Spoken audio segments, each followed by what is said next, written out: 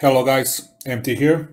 I was asked if I know how to replace under-seat storage box light bulb, and it's a little bit tricky because most people will try to access this light bulb directly, but actually you need to remove a passenger seat, and to do that you need to remove this screw.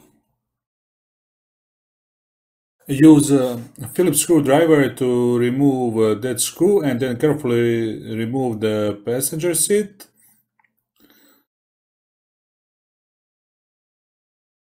And now you have access to the bulb. This is the bulb.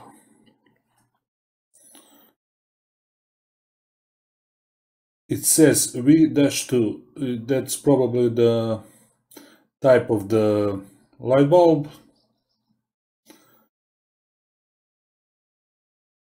It's pretty easy to replace it, and basically you need less than 2 minutes to replace this bulb.